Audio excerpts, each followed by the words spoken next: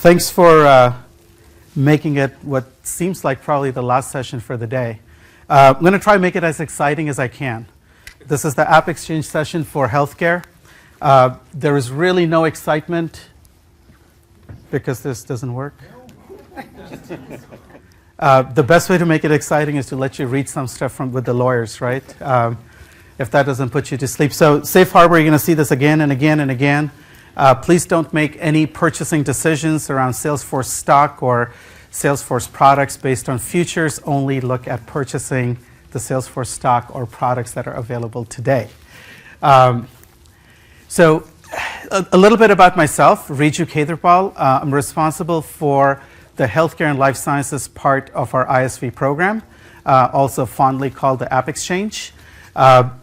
We are focused in many different vertical markets within the ISV program. The focus of my team is healthcare and life sciences. We're going to talk a little bit about what's going on in the healthcare industry today. We're going to talk about where does the AppExchange fit in, or our partner applications that are part of the AppExchange, where do they fit in? What is the value of these applications to our customers and to the Salesforce ecosystem? And we're going to talk a little bit about what are the different kinds of partners within this ecosystem. We'll talk about some small companies that are looking at creating disruptive solutions within this ever-changing, or actually probably the fastest changing market right now. We'll talk about some larger companies that are looking at transforming their businesses because they've sort of reached a point where they need to do something different to be able to address the needs of their customers. These are large companies, well-known brand names. Now, we've been in the ISV program is about 8 years old. We got our start about in 2006. The first 6 years we kind of built up about 1 million installations of our partner applications, right? And that was a big deal. But then we really hit our stride about 3 or 4 years ago when we started looking at different vertical markets and started looking at very specific solutions to not only extend the Salesforce applications or core apps, which is the sales service and marketing cloud applications, but also started looking at what can customers or partners do with the Force.com platform. And within the vertical markets, healthcare and life sciences, we have seen a significant amount of success. In fact, no matter how you look at it, the program has been fairly successful because after hitting 1 million installs in 2011, in 2 years we were able to double that. And an install, just so you know, is one instance of one application. Could even be 1,000 users per install, could be 2 users. So it's like any other Salesforce implementation, it runs the gamut. Along the way, we were able to take one of our partners that started early on with us, Viva Systems, and they were able to IPO last year at a fairly healthy market cap. Okay, so let's get started. There's a lot of stuff to talk about. Let's talk specifically about the healthcare industry. I'm not going to spend a lot of time on this. There are many sessions around healthcare today as well as tomorrow. We know changes are happening, right? We know some of the basics. We know the aging population. We know the spend that needs to happen with a small percentage of patients takes a significant amount of spend within the healthcare system. We know all of those basics, right? But we also know the Affordable Care Act is dramatically changing the landscape as to how care is thought about and care is delivered to patients by providers, and how payers are looking at paying for this care, right? So there's a significant change happening. Along with that, there's a whole compliance piece that's coming along, right? PHI is ever so more important.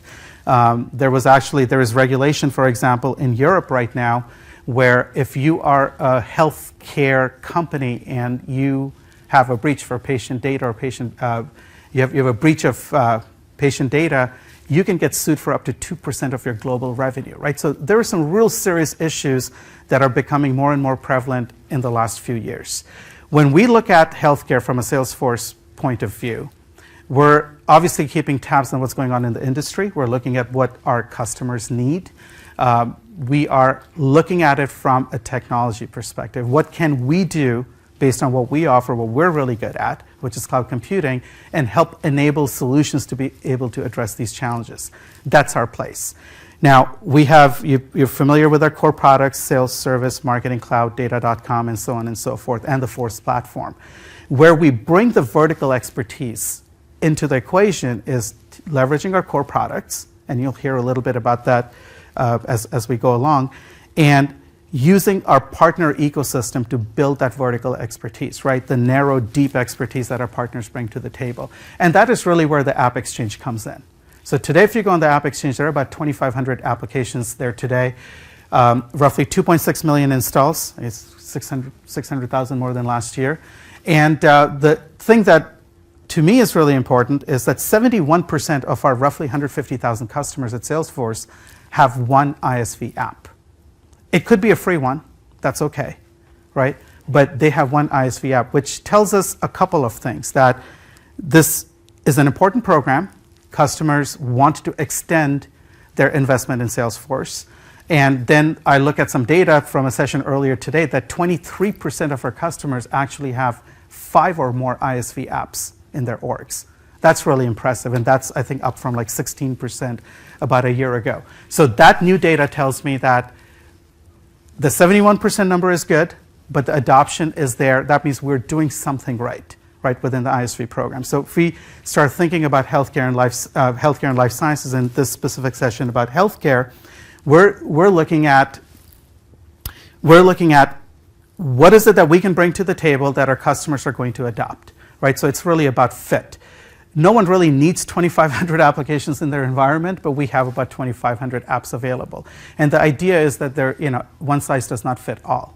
And one of the analogies we use within our team is that if there is an application area and we have a solution or an ISV that's building to it, we need to have a bench that's like 2 or 3 deep, to use a football analogy. And the reason for that is every size does not fit all, and you may have different needs based on which you're going to choose applications. So we're providing these little Lego blocks in the form of apps for you to be able to assemble a solution that's going to work for your environment and help you meet your needs as a business. Within healthcare, we're thinking not only about some of the back office operations and ways to extend some of the sales tools, but we're specifically thinking about physician recruitment, referral management, care coordination. That's the thing, patient access, the things that are important to you based on what's happening with the Affordable Care Act. So it's one thing to be able to understand what's going on in the industry and have a recruiting strategy that addresses the needs of the industry and our customers, but it's also imperative upon Salesforce to make sure that our partners who are investing in building applications on the Force platform stay ahead of the curve when it comes to technology, right? That's our forte. And Salesforce One, for example, is our latest endeavor in making sure that our partners stay ahead of the curve against their competitors who have built on alternative platforms by leveraging the Salesforce One capability. I think about 6-7 months ago, we had maybe 35 applications that were available on Salesforce One. As of, I think, last week, our goal was to hit 300 applications on the AppExchange that are available on Salesforce One, and we just made it this year. This was a big deal. So what this means is, well, it's a big deal for 2 reasons, because iPhone 6 is out too, and I can actually see what's going on your phone. The theme here you're going to hear over the next couple of days is run your business from your phone. Given the compliant nature of healthcare, it really shouldn't make a difference, right? I know there are issues around PHI, HIPAA compliance, and things as such. But again, building on the Force platform, in the way we recommend our partners build their applications, you should be able to conduct all your business on the phone. So let's talk a little bit, just quickly. If you have not been on the AppExchange, this is my little navigation part of the presentation. If you Google Salesforce AppExchange, the first hit should be the Salesforce AppExchange. When you go there, you can look at these 2,500 or so apps many different ways. You can click on what's new in the last 30 days. It'll give you the latest 30 apps, or latest apps in the last 30 days. You can look at some free apps if you're looking for just enhancing your current org. Or you can scroll down on the left bar and go to Industry Solutions, which is what we're most interested in, is the Healthcare and Life Sciences tab, and what you will find are about 40-some applications that span the healthcare and life sciences space, and that's what our group manages, and that's what we're going to talk about a little bit more.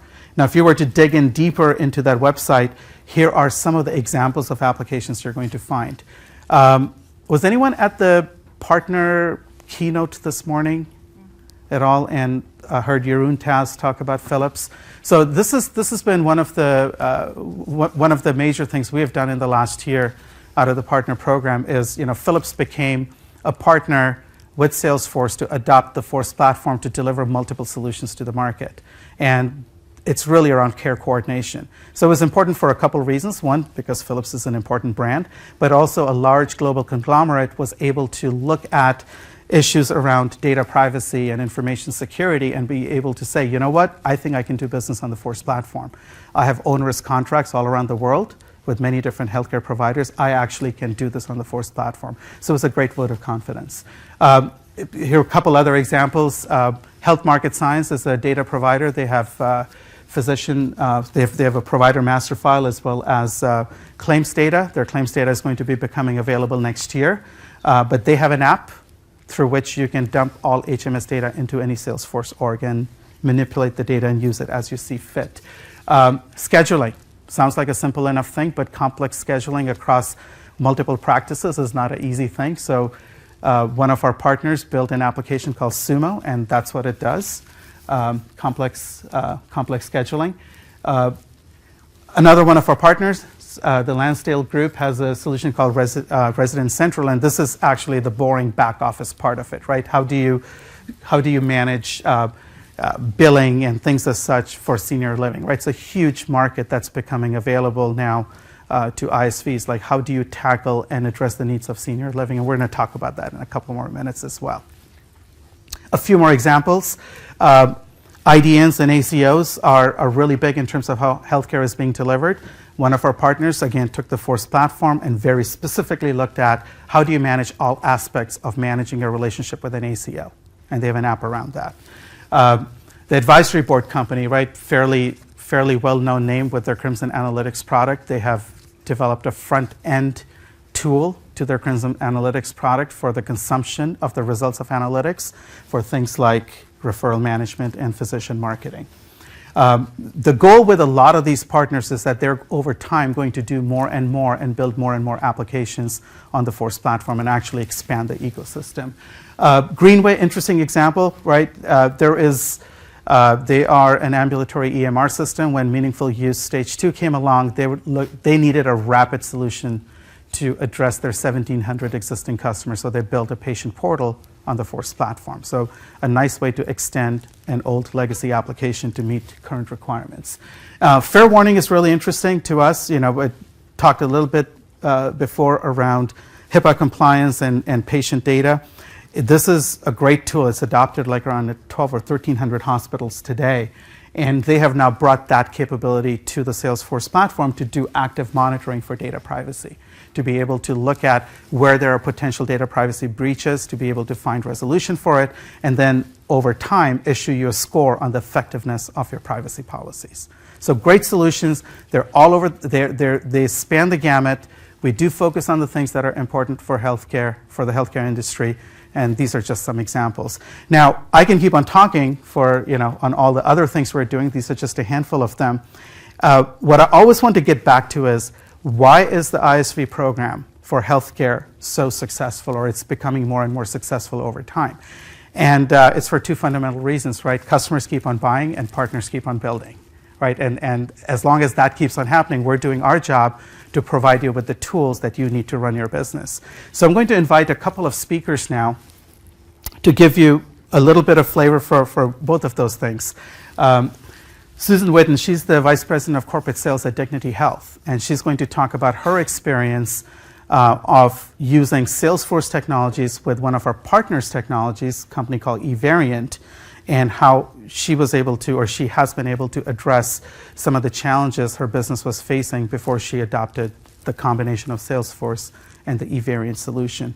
And then after Susan, I will invite Alex Go to talk a little bit about his company that he founded a little over a year ago called Live Well Health to address the needs, again, for the senior market, and how he was able to, as a disruptive solution in the senior care market, he was able to take an idea from inception to an app in market to real customers in production within 18 months. So let's start with Susan, and then once they're both done, we'll open up the floor for Q&A. And which moves it forward? Right goes forward, yeah. Thank you. When I was a little girl and I used to stand in front of the mirror and envision being on the big screen, this wasn't the way I saw myself. But, you know, here I am. So thank you, Riju. And as Riju said, I am the Vice President of Corporate Sales for Dignity Health. We are a healthcare organization. There it goes. 15.8 billion in assets and revenue, with about 2 billion every year in contribution to our communities through charity care and community benefit.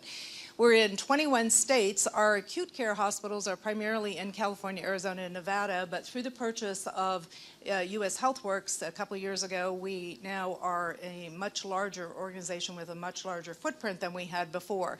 We have about 56,000 employees and over 10,000 physicians, both employed and affiliated with us, and over 300 ambulatory centers throughout, again, those 21 states.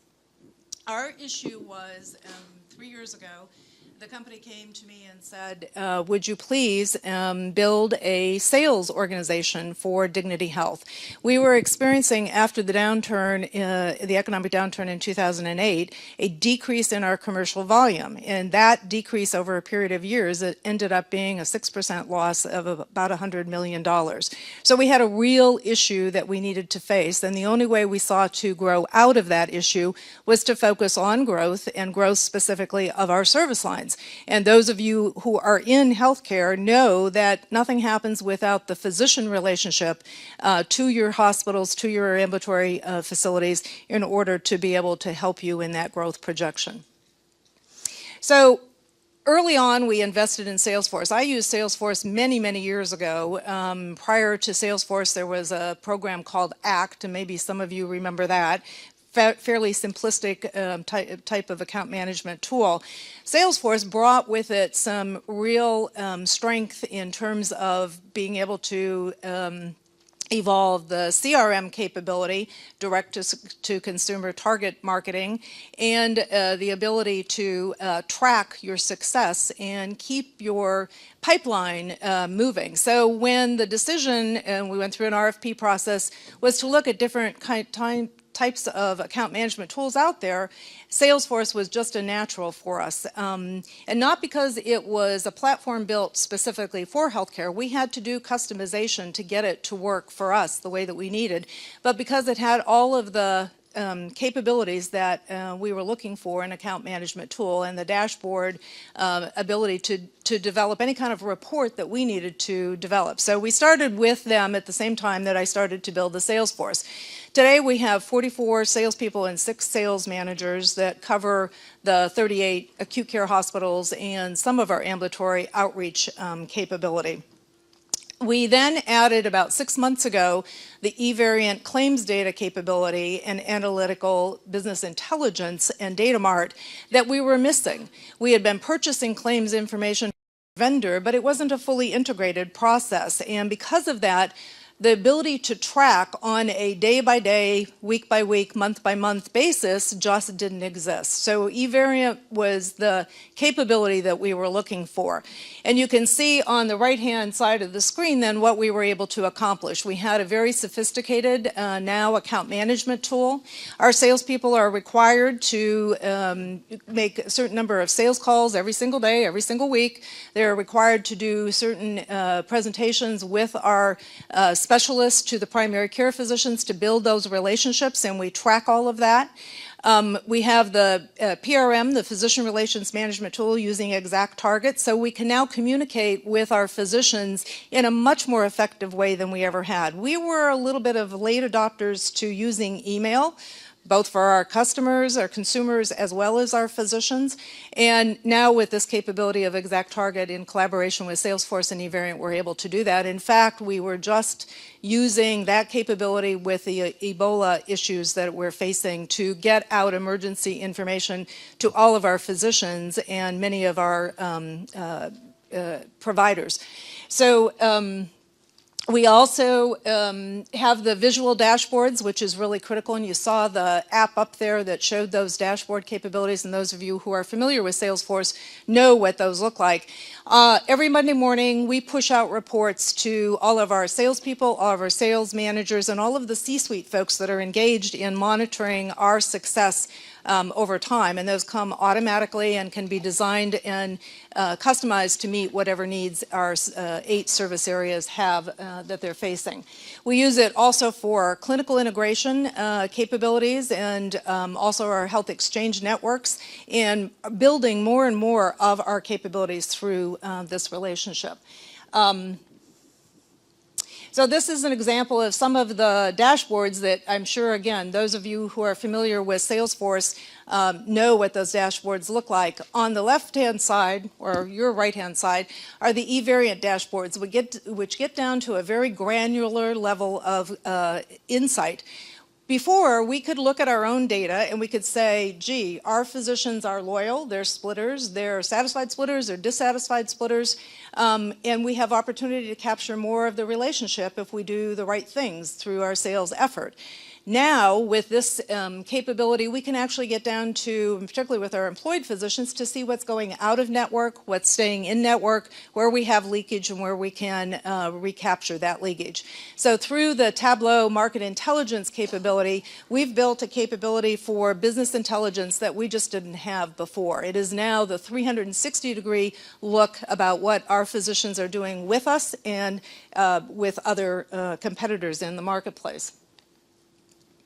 So what are the benefits of the Salesforce and eVariant relationship? We have improved collaboration. One of the things that has always been missing from our hospitals was the engagement of our service line leaders in the business opportunity. Many of them had P&L responsibility, but not necessarily know how to go out and actually increase on that referral relationships. So now with our sales team engaged with the service line folks and all of our service line folks who are actually on the Salesforce org, we can communicate in ways that we couldn't communicate in the past. Market integration. We do a lot of CRM capability for our key service lines, and we were missing that integration. No physician's office should get a call from consumers driven by our marketing capabilities without knowing that that's what we're doing. Shame on us if that happens. Through this collaboration, we're able then to communicate with our physicians in a much more substantial way. And then ambulatory outreach. We have lots of urgent care centers, ambulatory surgery centers, radiology, imaging centers, and our ability then to close that loop for the complete sale is there.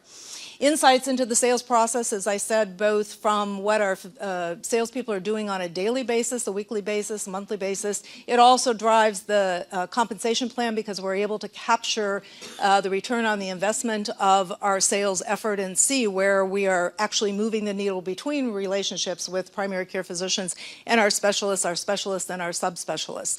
And the results in 2014, we saw a service line impact of $31 million in new revenue to the bottom line from our sales effort, over 27,000 sales visits, and that's just the physician sales visits because that's where we put our emphasis. But the salespeople call on the office practice management, the schedulers, and so we're probably close to 40 or 45,000 sales visits. And then the return on our sales effort in 2014 was 10.8. We went from a 0.6 in year 1 to a 3.4 in year 2, and now a 10.8. So we've proven our capability. And now I'll hand it over to Alex. That one. Good afternoon. Alex Go with LiveWell Health. So thank you, Susan, for that. First of all, before we get started and share a little bit about LiveWell, we started back in 2012. Actually, my journey was 2011. I left Intel Healthcare. I was a director, and my mom had a stroke. So I'm like, why isn't caregiving in the U.S.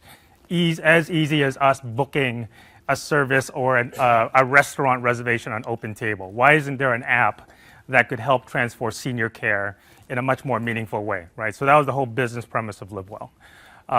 In about as Riju mentioned, in about 18 months, we quickly understood what the market needs were, understood the landscape, developed some prototypes. So one of the key measures that we were looking for when we started to evaluate different technology tools were, could we prototype very rapidly and then provide some test cases that would hopefully be rapidly deployed into the US market to help with, number one, the senior living operations within a given campus, assisted living, as well as extend the services beyond the walls of a facility, whereby we would partner with senior living customers and extend the services into the community at large through membership-based services, right? So think of this as creating a virtual assisted living as a membership-based model. So seniors do not have to move into a facility. So that was the business opportunity we were looking at.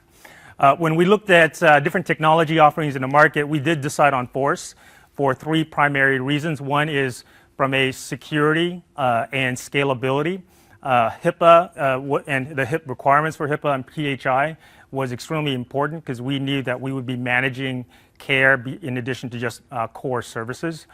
Second is in the workflow management tools. As we looked at the market, there were antiquated workflow management tools that didn't have enough analytics and automation built into it. And third, but certainly not least, we were serving a market that ranged from 30-something-year-olds all the way up to 80-something plus. So think of your grandparents, and there's no way in heck we would be presenting technology solutions for a market that wasn't yet ready to adopt PC computing. So what we did is we created a custom application, released it in the AppExchange back in last fall, about a little over a year ago. We've since deployed the product in 12 different communities across the US since then, as well as captured one of the largest senior living operators in the nation. And for the main reason of three things. One is custom user interfaces. So we were able to rapidly develop through Visualforce custom user interfaces. Second is cross-platform cloud-based mobility, as well as being able to work on desktop, tablet computing, as well as some of the mobile workforce tools that we offer. And then third, but certainly not least, is the security and analytics and reporting. Those are some of the key points that our customers have chosen us. So just to, for those of you that are not familiar with long-term care, and I was blown away by this number, it is a $300 billion services industry, right? So this is not an M, it's a big V. And so if you look at some of the IDC reports, of that, about 4 to 5% of that $300 billion service is all in IT level spending. So it's a fairly sizable market. What we saw were some huge demographic shifts. One is, as we all know, it's obvious, an aging population. Second is increased tech savviness. So Pew Research just released a study that showed over half of 65 plus now get online. And third, but certainly not least, industry driver. If you look at senior living and assisted living, and if many of you have aging parents, you have parents that are paying for $4,000 on the average a month out of pocket for assisted living services, right? So that to us represented a health and consumerism type of business opportunity. With the large inflection in the economy several years back, that occupancy rate in assisted living dipped below 90%. So think of this as a hotel model. When you dip below 90%, you lose profitability. And so many of the senior living operators were looking for innovative technologies to help drive differentiation within their given community versus another, right? So what we did is we basically went to work. We spent a good bit of time understanding the market, developing custom solutions to be able to tailor our suite, rapidly create in moral equivalent a series of custom portals, which included for families that are caring for loved ones remotely, as well as for seniors through a very simple custom user interface. Second is we created an interactive display. So communities, as they were creating, having tours of their communities to elevate that user experience so they can, in effect, deploy solutions that were very similar to airport kiosks that improved communication within a community.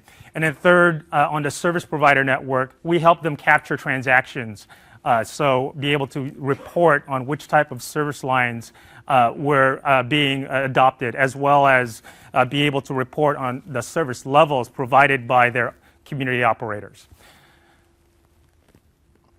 So here's an example that we deployed, and the whole context was there were a lot of senior living operators providing recommendation books, very similar to, say, an Angie's List might be, except in paper-based forms. We quickly followed the workflow.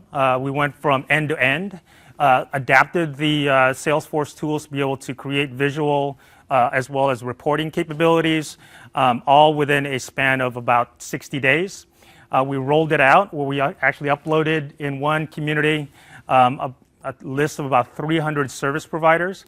And while these were non-medical services, our sites and the way we built the platform was intended to be able to manage as well as non-medical, also home health, and also a physician's integrated delivery network, right? So we've been able to not only improve transparency, but also deliver better quality and overall improvement in staff efficiency by 50%. There's one more session that if you're interested in learning more, one of our biggest clients is Brookdale Senior Living. They are the largest single operator in the U.S., represented over 1,100 communities across the U.S. They'll be discussing their success story tomorrow at 5 p.m. That's great. Yep. Thanks, Alex. This is a great example. Every time I listen to Alex's story, the whole idea of going from an idea to an app to looks like the largest customer in this target market, that's amazing, right? That's why partners are adopting the Force platform, and I can't say that enough. It's a lot of the things Alex makes sound easy, but they actually aren't if you're doing that on traditional technology. So I have a question for you, Alex, before we jump into the Q&A. Small company, startup, yep, going after the largest customer in your target market. Sure. How do you answer their questions around PHI? Yeah, and just HIPAA in general? We actually, it's an interesting question. We actually went through a national competition of an RFP that one of our facility operators, Brookdale, had sponsored, and there were 25 competing technology vendors. Some of them were Fortune 500 companies. And they selected our solution for two reasons. One is the modularity that we built into our solution stack to be able to allow them to scale an extensible network of solutions. The second reason was robust security. I mean, literally, when we were doing the pitch with the management team, the lead CIO turned to his security director and said, is cloud really the most robust solution? And he's like, this is rock solid, because he was familiar with Salesforce from a prior engagement. And that was really one of the main reasons why they tossed out half of the solution providers and chose us. To me, that's a really important point, right? I mean, PHI, the level of exposure, no matter what your risk profile is, the level of exposure is so great. So thanks, glad to hear that. Susan, one question for you, and then we'll open it up to the audience. Your example is really good because you've actually deployed the solution exactly the way the ISV program is supposed to operate, right? You made some investments in core Salesforce technologies, and then you purchased a solution from a partner, and together it's doing wonders for you. What is your sense in terms of the collaboration between Salesforce and eVariant? What are the benefits you're reaping out of it? I think the biggest, one of the things we've lost over the years with more and more primary care physicians not following their patients in the hospital is the insight into the relationships between primary care physicians who choose to refer their patients to certain specialists or subspecialists, and also specialists and subspecialists back and forth. So again, we could look at our own data and we could say, oh yeah, Dr. So-and-so brought us, $10 million in orthopedic surgery over the last year. But, where else, what other business is he taking someplace else? We had no insight into that. Now, if you know that your doctor is in the OR 5 days a week, 5 hours a day, you know that they're pretty loyal to you. But that isn't the experience that we have with most physicians. Most physicians, particularly in California, in Southern California, where the managed care impact is so great, physicians go to 3 and 4 hospitals in order to, be able to be successful and make a living standard that they want to achieve. So the eVariant data has been able to help us target that relationship and to not interfere with the relationship, but to understand the rationale behind why physicians choose to refer to each other. Sometimes it's basic things like they went through the same medical program together. But when you have new physicians who come on board, you need to onboard them. And one of the best ways to do that is to look at, where are the primary care physicians referring? Does this new specialist have a new opportunity because they're board certified in an area we've not been able to provide in a community? So all of that really has loosened, the one arm behind your back to now have both hands and arms in the front, making decisions, goal setting, and targeting in a way that we couldn't do before. So it's, as you can see, had a significant impact on our capability to prove our worth within the organization. And I imagine the speed with which you could get that done too. Absolutely. That's great. Thank you. Are there any questions for anyone on the panel? There you go. So I was just wondering, Susan, are you doing anything to manage the physician contracts, actually, when you're contracting with them and generate those? Or? No, that really is managed care. I mean, our focus really is building the relationships in the markets and the relationship to our hospitals and services that we offer. But that whole contract piece is managed by our managed care organization. Okay.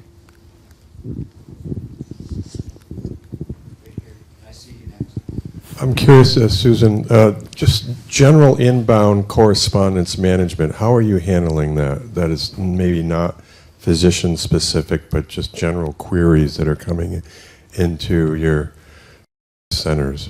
From consumers? Consumers, yes. We have a consumer-facing portal and obviously a physician referral program.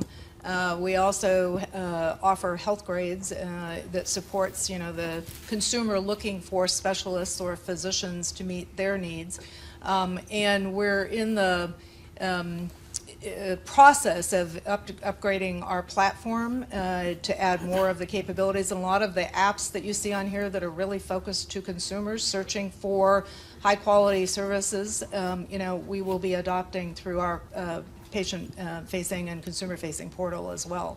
We're not at the point yet where we've, what I would say, have a fully integrated capability with the consumer, the physician, and the services. We're in the process of continuously building on that.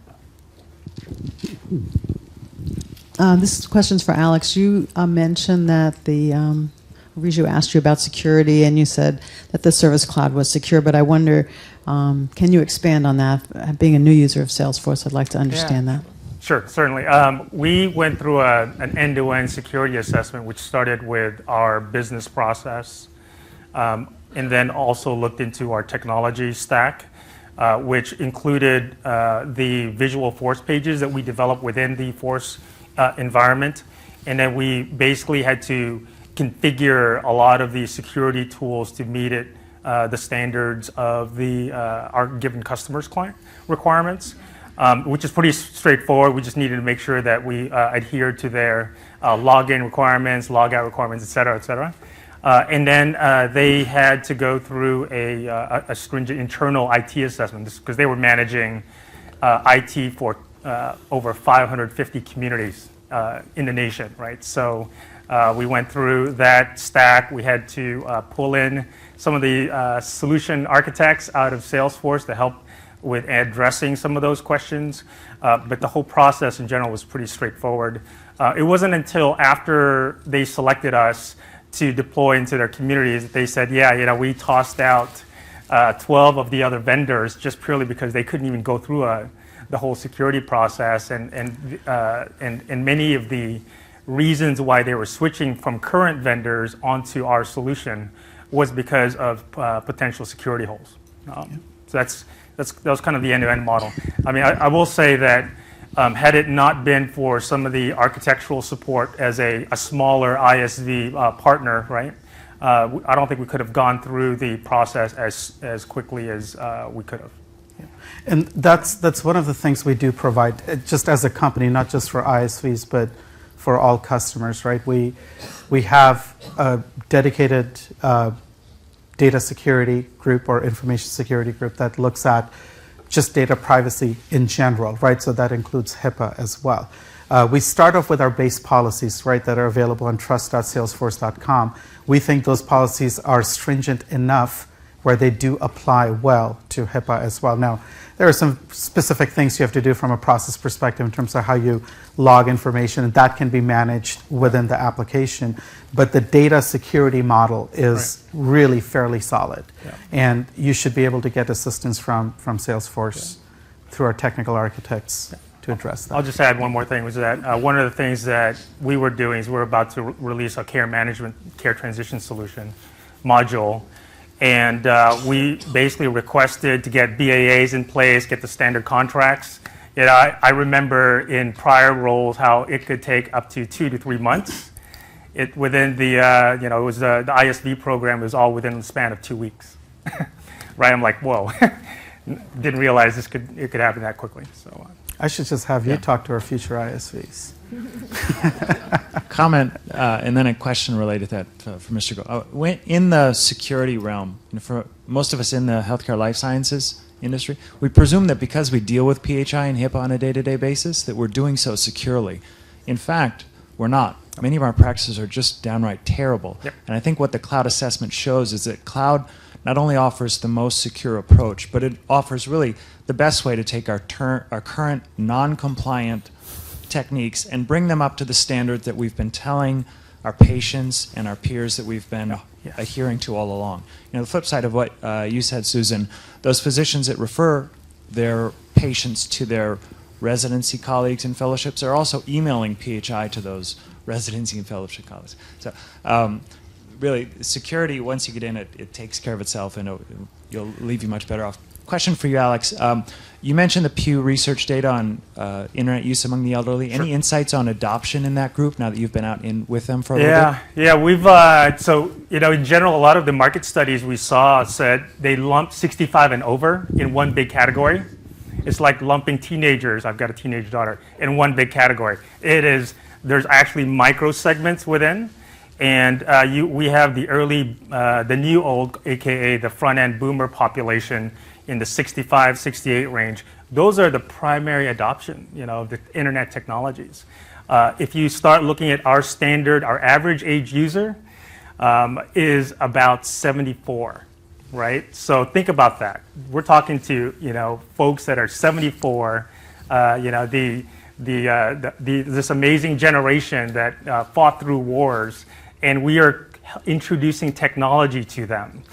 Down from our team, my team has to teach them how to use iPads, all the way up to custom interfaces. So that demographic is while interesting, we actually have to tailor user interfaces to the 70 and up, as compared to the boomer population, which is more tech savvy, and they would rather stay at home, bluntly. They'd rather begin to book services on their iPad versus asking the front desk to do it on their behalf. So. I was told this would be the last question. Hi, this one's for Susan. I was wondering if you've been using communities or chatter with your clients and physicians at all. We had not yet, but that is one of the next steps in integration, is to be able to open that up and use that more effectively. We use internal server capability, but have not used chatter. But we're looking forward to being able to expand on that. Okay, looks like we've been shut down. The good news is this is the last session, so we can carry this on outside. Thank you very much. I hope this was helpful. Keep an eye on the AppExchange, please. If there are any questions, we'll be outside. Stop by and speak with us. Thank you again. Have a great day.